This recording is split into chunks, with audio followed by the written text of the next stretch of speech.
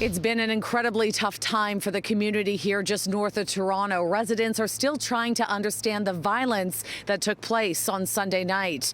The 5 victims of the mass condo shooting have now been identified by police as the husband of the lone survivor is speaking out about the long-lasting scars this tragedy will leave behind. Our family has been put into shambles over a senseless act of violence that could have been avoided.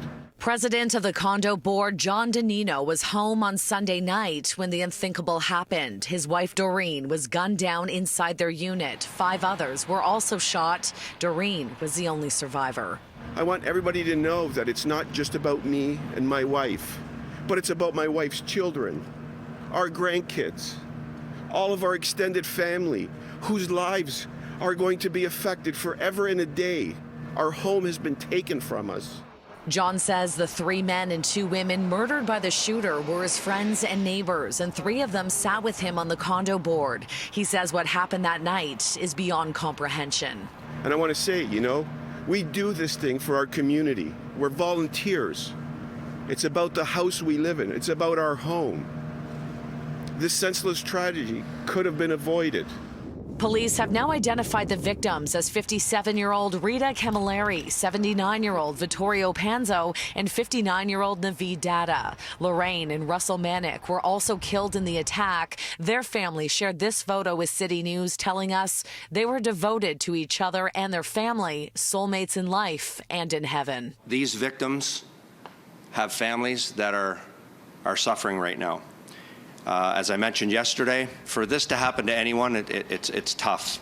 At this time of year, people are grieving, and it's really important for not only us as an organization, but for the community to wrap their arms around these families and help them through this very difficult time. Police say the shooter went from unit to unit opening fire. He was eventually shot dead by an officer in a hallway on the 3rd floor. The suspect has been identified as 73-year-old Francesco Villi, a longtime resident who was embroiled in lawsuits and legal battles with the condo corporation. The weapon used in the attack was a semi-automatic handgun. It's still unknown if the suspect was a registered owner. Outside the tower here at 9235 Jane Street, a memorial is growing. Many residents knew the victims, and as this neighborhood comes to terms with the violence that unfolded, John says he will spend his life making sure something like this never happens again. I'm going to be on the front and center advocating for gun control. I'm going to be in the front and center advocating for mental health and for victims. We have been dealing with this on the board for 4 years. Things could have changed. It didn't have to get to this point. John says he is hopeful his wife will make a full recovery, but says the emotional trauma will last forever, and he doesn't know if they'll ever be able to return home. Now, 3 units here are considered crime scenes, and the suspect's home is also being combed for evidence and answers. Was this a targeted shooting? Police say that theory is a big part of the investigation. Reporting from just north of Toronto, Shauna Hunt, City News.